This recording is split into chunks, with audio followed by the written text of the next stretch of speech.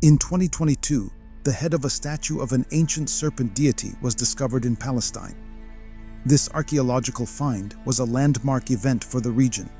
But what connects it to a series of unsolved disappearances and mysterious tragedies across the island of Malta in the 20th and 21st centuries? Additionally, how are these Maltese mysteries related to the discovery of lizard-like human figurines in southern Iraq? And what could have been, and possibly still is, a deadly ancient serpent cult that once existed further north in the heart of the Kurdistan region of Iraq? A cult deeply entrenched in magic and unsettling ritualized practices.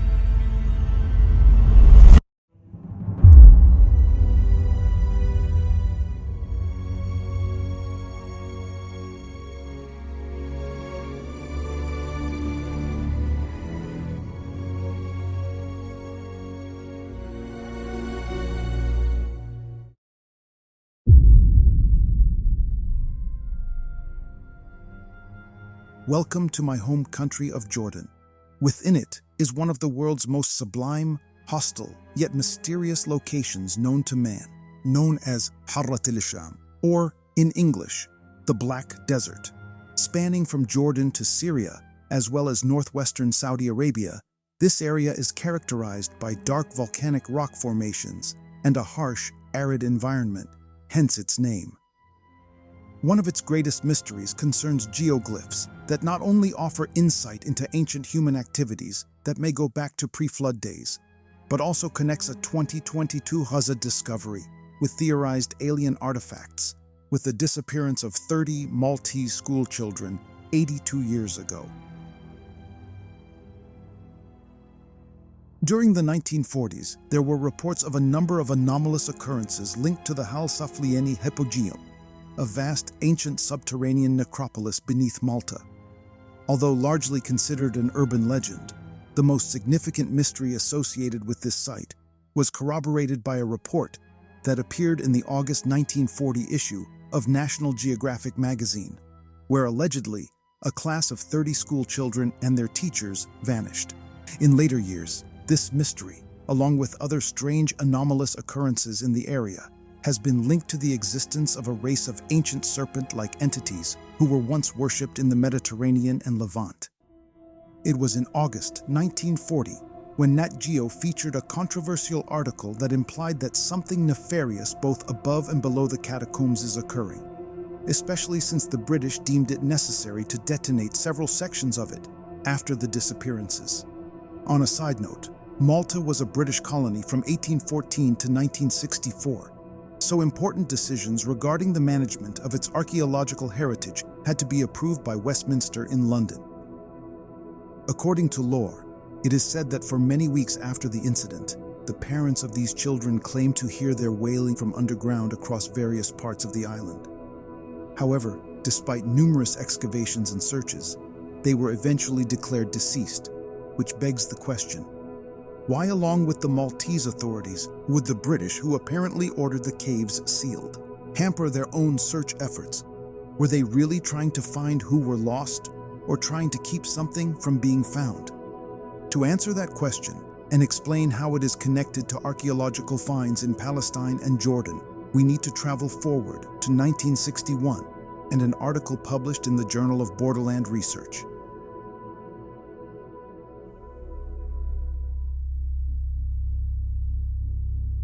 Published in March 1961, the article titled Malta, Entrance to the Cavern World, references everything from theories of an inner Earth civilization to the possibility of a race of humanoid serpents once dominating the planet.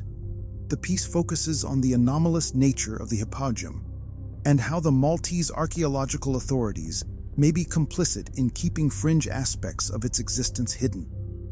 In this article, Mrs. Constance Lois Jessup, a British embassy worker in Malta, recounted an incident that occurred sometime before the alleged disappearance of the class and their teachers.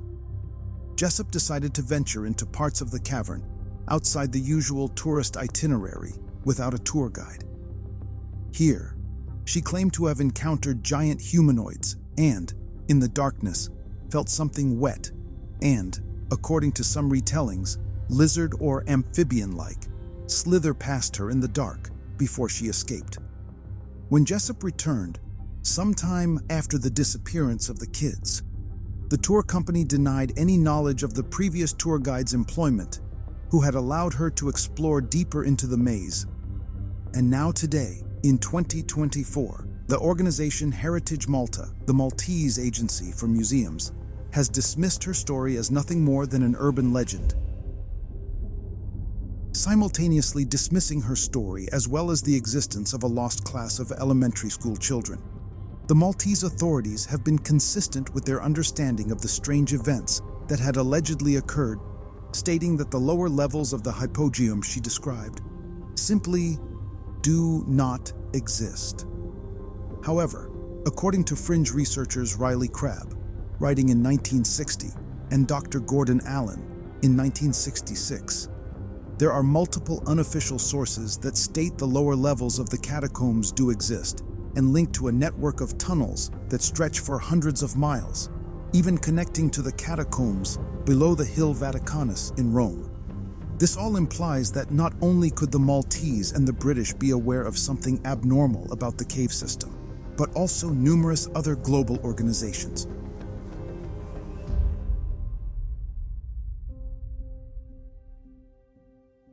This takes us to an ancient cult that seemingly developed around the worship of humanoid lizards. While many believe in Jessup's story, drawing faith-based connections between it and the biblical Nephilim giants, most are unaware of official government-sponsored research that has yielded results that are just as mysterious. But before we explore those results, we first have to jump back several decades to Tunisia, 1907, and the mysterious death of a Jesuit priest.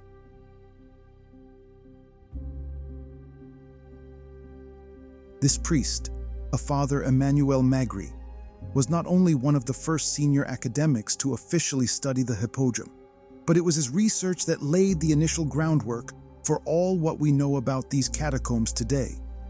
But this research was also controversial. In addition to the well-publicized discovery of 7,000 skeletal pieces, a notable portion of which possessed elongated skulls that look non-human, his work also strongly suggested that elements from Maltese mythology concerning the supernatural existence of giants from the island's distant past may actually be true. On the 29th of March 1907, Father Magri, who by the way was a trained ethnographer and archaeologist, passed away in his new Tunisian home just days after arriving from Malta. It has been speculated that he was exiled there because he may have ruffled some feathers in London following controversial reports he submitted to the British Museum, the authority who oversaw the affairs of the Maltese Valletta Museum, due to mentioning a potential supernatural component definitely existing within the Hypogeum. It is believed that because he was a well-renowned archaeologist, his evidence could have theoretically developed into a serious challenge for the scientific establishment of the early 1900s. Because Magri was a relatively young 56-year-old in good health, his passing was sudden and unexpected, with official sources saying it was a type of heart condition. However, since an air of secrecy and a perceived obfuscation has grown around the Hypogeum over the past century, especially in the first 50 years following the alleged disappearance of that class of school children within it, it has been speculated that Magri was permanently silenced due to his evidence and the papers he would have eventually published based on said evidence. Now, to be clear, despite being suspicious, there is no actual proof, as far as we know, of anything untoward concerning his passing. But it is still strange that a significant portion of the research that he had been conducting at the Hypogeum since 1903 mysteriously vanished right at the time of his passing. However, in the years since Father Magri's original findings were lost, other government-hired experts have raised new questions that hint to the anomalous nature of the catacombs way beyond Magri's original research, that not only connects them to a supernatural Mesopotamian snake cult stemming from ancient Kurdistan, but also potential alien or extra-dimensional involvement within the Levant and Mediterranean region. This research draws links to pagan demonology and a deity named Astarte, who, according to archaeologist Vittorio di Cesare, was a snake-faced goddess worshipped across the central and eastern Mediterranean.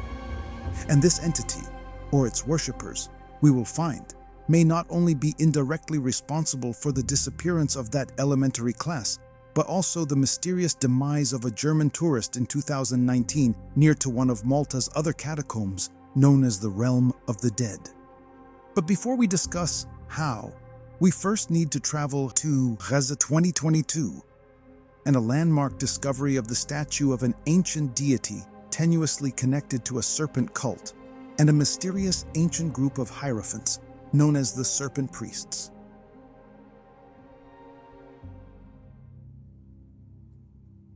In April 2022, in Khan Younis, a once beautiful city on the Mediterranean coast, now gone, a farmer, Nidal Abu Aid, discovered a 4,500-year-old limestone sculpture while tending his fields east of the city. In a corner of the Levant, known for strange artifacts, what made Nidal's discovery unique was its connection to ancient lore that not only theoretically dates back to the birth of human civilization, but also involves a literal ancient cosmic alien horror, encompassing much of the Levant, including Syria and Lebanon, parts of Arabia, specifically Jordan and the northern edges of Saudi, as well as ancient Mesopotamia as far east as Kurdistan, and the western edges of the Mediterranean, spanning from Egypt to Spain. The Palestinian discovery appears to be linked to an ancient belief system centered around the worship of deities that are either intelligent reptiles or intimately connected to such reptiles. As we will show, theoretically, this belief system seems to be rooted in scientific, supernatural, and religious traditions that may even still be active today. Disparate archaeological discoveries made across Iraq, Jordan's Black Desert, and Malta's catacombs all seem to be connected by this advanced serpent religion. But how? Well, what Nidal had unearthed was the head of a Canaanite deity known as Anat. This entity is tenuously linked to a race of serpent beings often associated with creatures found in the Dead Sea Scrolls known as the Nephilim and the Anunnaki, and has connections to an entity mentioned in Quranic and biblical texts known as Baal, and even more closely to Astarte. Academics believe as a Canaanite entity, she could be a regional variant of Ishtar, a Mesopotamian deity who, according to Britannica, is a member of the Anunnaki. Now, whether you agree or not, one of the most popular modern theories in the internet age concerning the Anunnaki is that they are actually aliens. This recontextualizes the mystery surrounding Malta's Hypogeum, Constance Jessop's testimony, and the uncovering of a number of elongated skulls by Father Emmanuel Magri. For a period, Vittorio di Cesare was among the few scientists granted near-exclusive access by the Maltese to study the fragments of humanoid remains unearthed decades earlier by Father Magri. Setting aside a separate mystery concerning the disappearance of nearly 23,000 skeletal pieces, believed by some to be intentionally hidden by the museum, it is noteworthy that in a detailed report, Di Cesare mentions that among the 7,000 remaining fragments, the handful of elongated skulls discovered among them are inconsistent with those found worldwide. Typically, those Aboriginal communities and ancient tribes that practiced cranial deformation did not exhibit the same attributes as those found beneath Malta.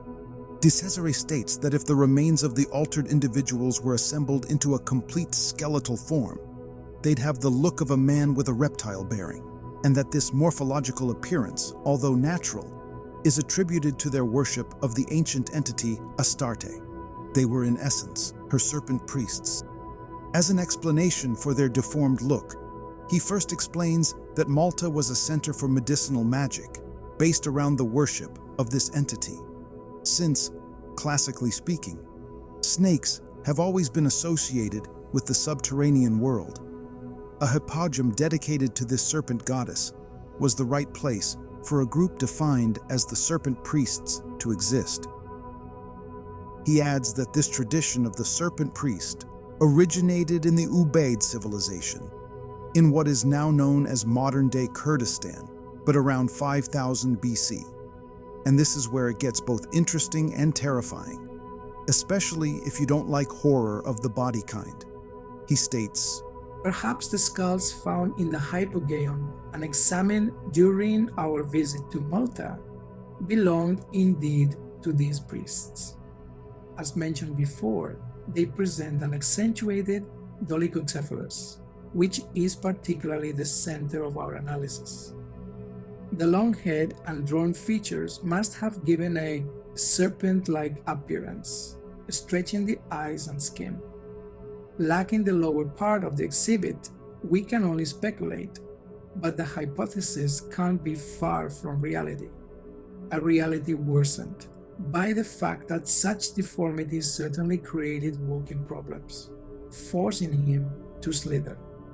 This must have certainly caused the man terrible agony since infancy, but probably enhanced visions that were considered as being proof of a bond with the goddess."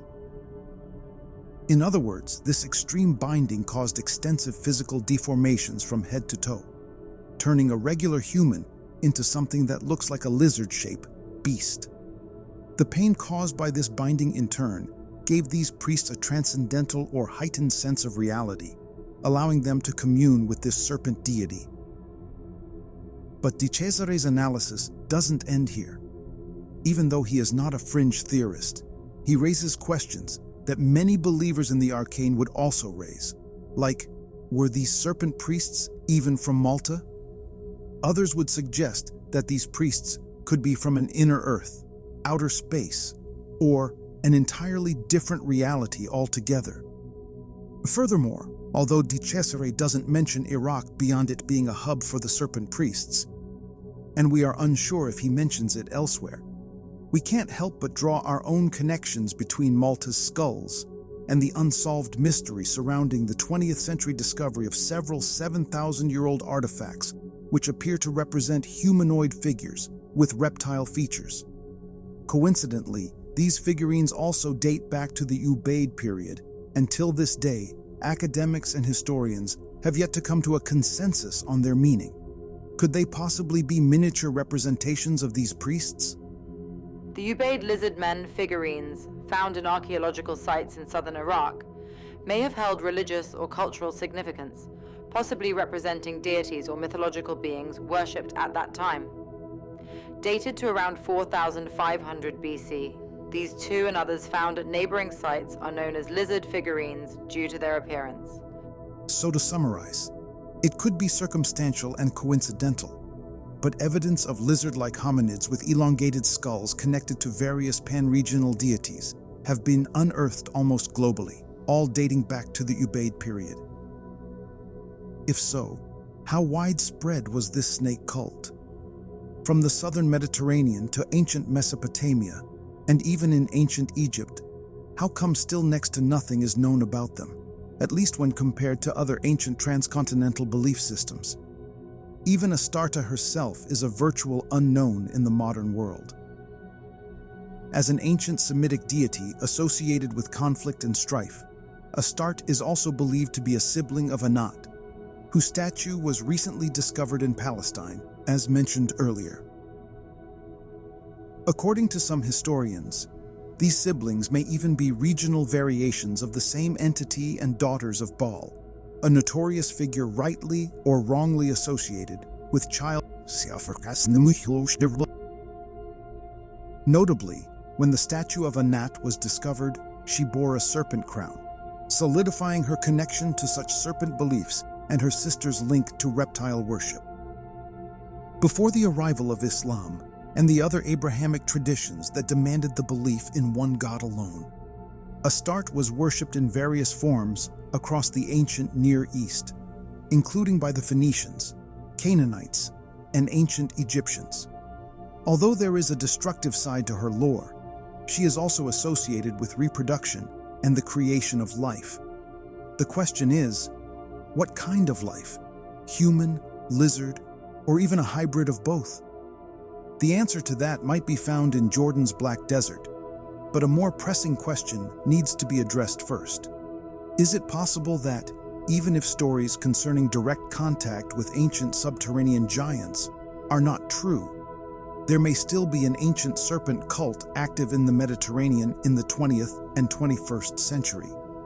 Could this cult be responsible not only for the alleged disappearance of an entire elementary school class, but also other mysterious events that have occurred across Malta in the decades since?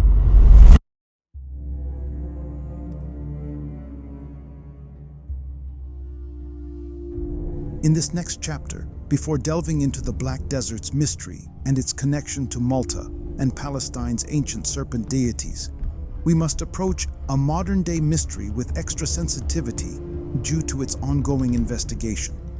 The relatives and friends of the deceased we will mention are still seeking closure. In July 2016, 17-year-old Mike Mansholt, a tourist from Germany, vanished after setting out to explore the catacombs of Rabat in Malta, also known as the Realm of the Dead, located 5 miles from the Hypogeum. Unfortunately, about a week after Mike's initial disappearance, his remains were discovered near the highest point of the island under very strange circumstances, with most of his internal organs seemingly removed. German forensic experts suspect foul play, while Maltese authorities deny any criminal activity. However, according to ancient origins, there may be links between Mansholt and the missing elementary school children from decades earlier. The ritualistic condition of his remains is extremely noteworthy. While some point their fingers at wild animals and insects as the cause for its condition, while others blame a global market that steals and distributes the insides of people, given Malta's history and the dark past haunting its catacombs, be it real or fictional, we must consider a hypothetical link between the way Mansholt was discovered and dark practices found in ancient Canaanite and Carthaginian cultures. Some historians believe the young were offered to the idol Baal through burning, which admittedly is vastly different from organ removal. However, what matters here is how modern people may choose to reenact ancient practices. In the modern age, Baal and even his daughters have been linked to such practices. Dr. Josephine Quinn, a researcher and faculty member of Oxford, has established that sacrifices occurred on Malta. Her research links the islands with the Carthaginians, who in turn are linked to the Phoenicians, originating from the Canaanites. Furthermore, Andrew Cross of the Hebrew University in Jerusalem published a paper referencing a Phoenician translation into Latin of a stone slab from Carthaginian Malta that speaks of performing ritualized blood letting in the dark, implying that such dark activities were literally performed in dark locations underground. Here, Andrew Cross also identifies the name of Baal's consort, an entity called Anat. This being was known by a variety of names across many regions, the oldest name being Astarte. Cross states that this deity was associated with fertility, as we have already mentioned, and were chthonic, meaning they belonged to the underworld. Ancient origins, using Quinn and Cross as context for Mansholt's case, states that the island was likely a hub for mass ritualized offerings. Sometimes, underground pipes or channels above ground were constructed to funnel sacrificial blood to these underworld deities, like Astarte. Ergo, not all rituals to these beings demanded fire. Now, while linking the Mansholt case with ancient Canaanite and Carthaginian occultism might be a stretch due to the ritual inconsistencies mentioned, the proximity between the catacombs of Rabat and the Saflieni Hypogeum may not be entirely coincidental, given that underground tunnels are believed to run the entire length of Malta and could be interconnected. So assuming that a snake cult or individuals inspired by it are active today, what could be the source of their inspiration? Some believe these snake or reptile deities originate from deep in our cosmos, came to Earth billions of years ago, mixed their DNA with ours, and that their descendants in the modern age are metahumans, i.e., elite individuals who are biologically and socially above the rest of humanity. In addition to shape-shifting celebrities, politicians, and top business people.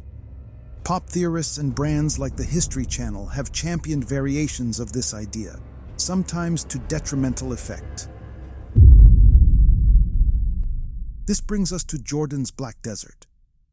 In a couple of earlier episodes, we discussed global groups and organizations connected to snakes, or that have employed snake symbology in their iconography, like the vast Brotherhood of the Snake.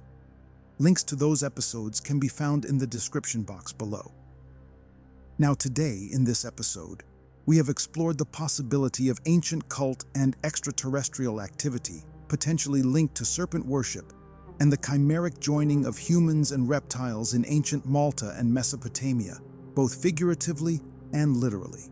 While this can mostly be viewed as a thought experiment, archaeological studies in Jordan may eventually provide solid answers to this mystery, or create more questions. Here, we can draw direct connections between Astarte, Anat, and their roles as fertility deities, and studies concerning evidence of the embryonic development of humans and reptiles, carved into the sands by the Neolithic peoples of the Arabian Peninsula through vast geoglyphic ruins thousands of years ago. We would personally like to run with the idea that these communities had individuals within them that had advanced scientific knowledge of human biology, impossible for that time. However, others suggest aliens, otherwise known as paleoastronautics. Esas ruinas son mapas de embriones en desarrollo de varias especies. Esas ruinas que estáis viendo ahí solo se pueden ver desde el espacio.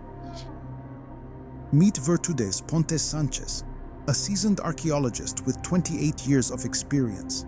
At the end of 2014, she stumbled upon something extraordinary while reading a magazine on Middle Eastern archaeology and geoglyphs. The images she saw, well, they weren't just stones or ancient artifacts. No, Virtudes recognized them instantly as something much more profound: embryos.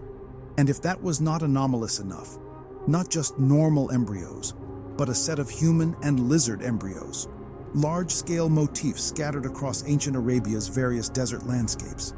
At ground level, archaeologists could only see clusters of rocks, but from above. From the vantage point of satellites and drones, the true nature of these formations is revealed.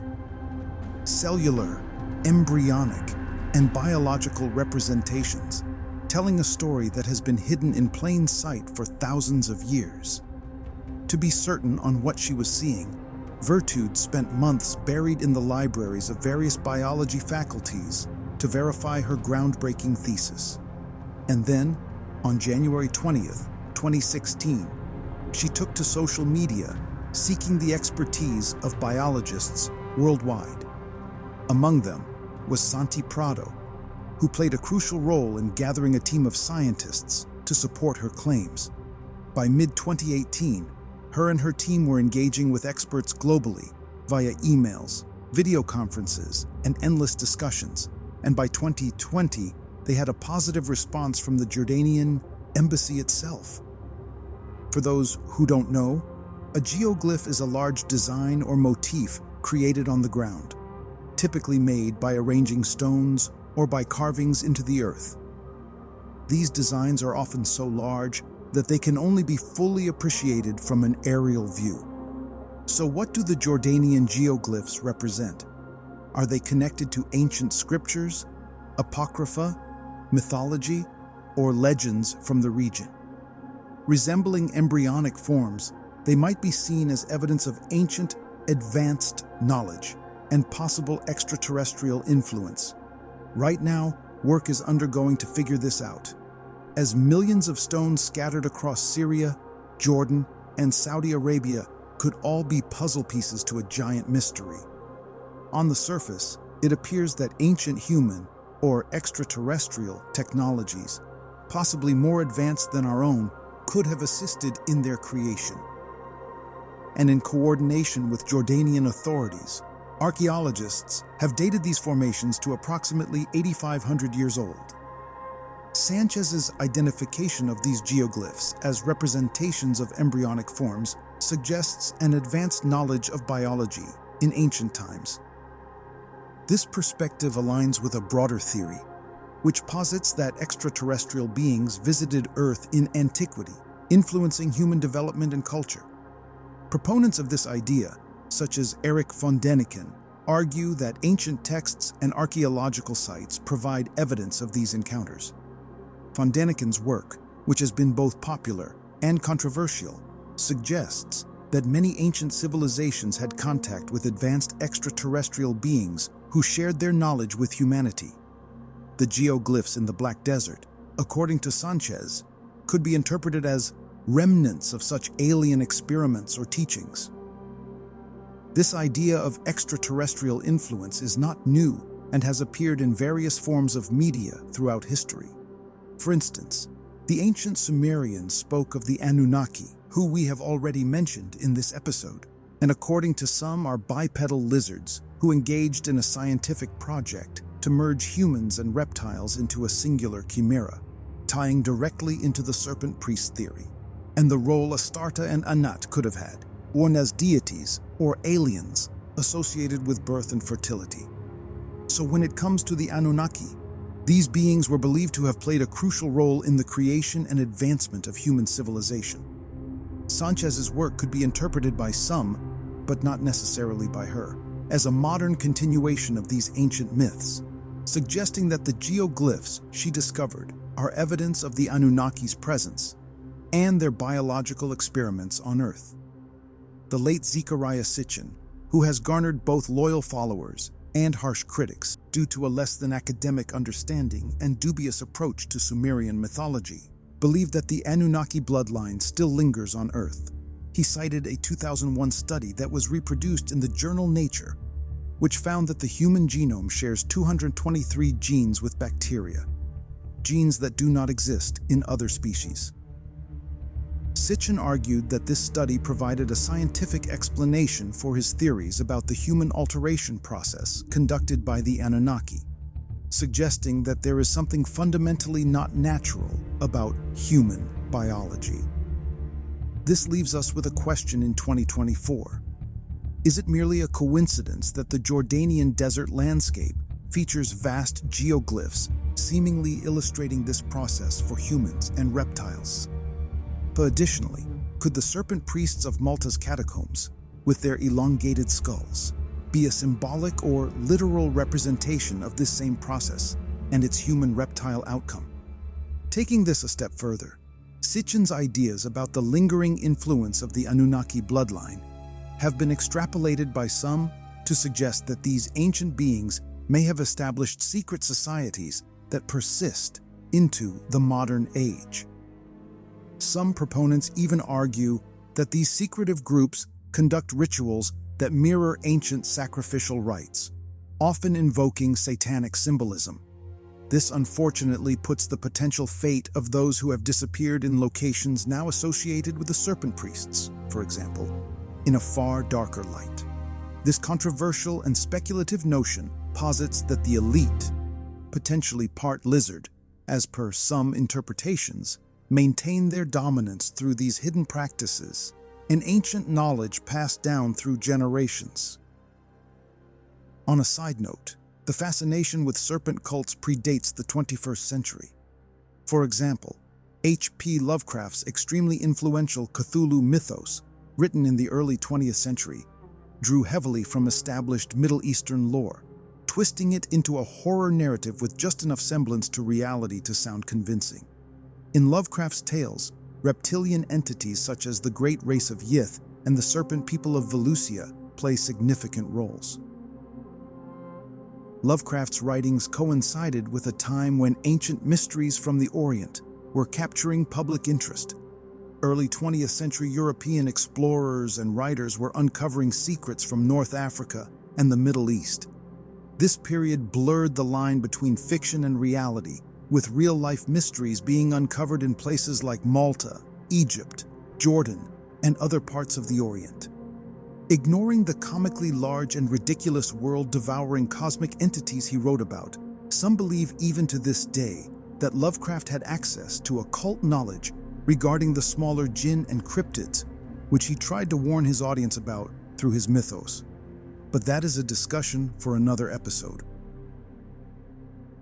Now back on topic. Ultimately, without government disclosure or a solid peer-reviewed study to verify the evidence of any ancient cosmic horror within the Mediterranean and Levant, belief in the existence and influence of these serpent beings will remain a matter of personal interpretation.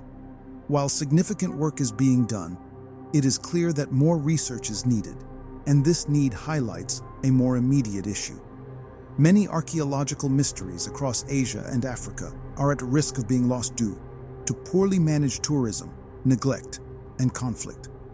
For example, my country's archaeological heritage, at the time of the Anat find approximately 5 years ago, was already under serious threat due to insufficient funding for research. Funds generated or donated to the city were understandably prioritized for sustaining its struggling population, leaving little for projects aimed at discovering and preserving its past. And that was in 2019. Given the current situation in 2024, the reality of this grounded, not cosmic horror is even more dire. Further afield in the quiet expanse of Jordan's Black Desert, archaeologists have raised similar alarms about its mysterious reptilian-type geoglyphs, which indicates to a past far more complex than historians might want to admit. According to those studying these anomalies across the region, neglect still threatens the preservation of these ancient geoglyphs. According to Sanchez, due to the harsh desert environment, each passing day erodes more physical evidence that potentially points to the mysterious nature of our past, widening the gaps in our knowledge about an ancient history that could be natural or supernatural. She states that more needs to be done to preserve the history of the region before more is lost. But what do you believe? This episode, I was told, was initially meant to focus on Jordan's Black Desert geoglyphs, but then spiraled into a deep rabbit hole ranging from dark ritualized practices in Malta to the Ubaid lizards of Iraq. And I don't think we have even scratched the surface.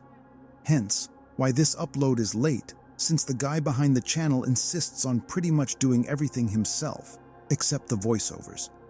Regardless, this episode is special to me as a native to this corner of the Levant, which is why I had to be involved. Sanchez's research in the Black Desert hints to an advanced knowledge the ancient Arabs may have possessed. It suggests a creationist origin for humanity that goes beyond mainstream science and even religion, especially when viewed alongside theories often promoted on the History Channel as truth and the vast fictional Cthulhu mythos that initially inspired it. However, even though Sanchez's findings are more coherent and compelling than the vast majority of occult research on this topic, the subject as a whole remains largely speculative and open to interpretation. But whatever the case may be, there's definitely more to human history than what science dares to admit. And once again, it centers on my home of Jordan and its immediate neighbors. If you want to know more about these ancient places and their modern-day people, come to my channel, The Optimistic Arab, for a more grounded look at my culture and society.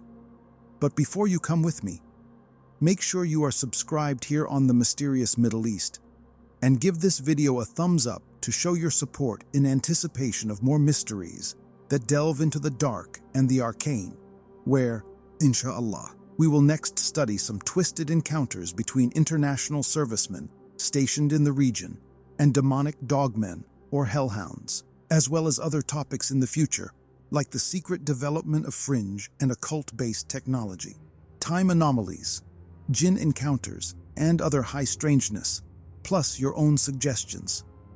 Till then, see you in the next one.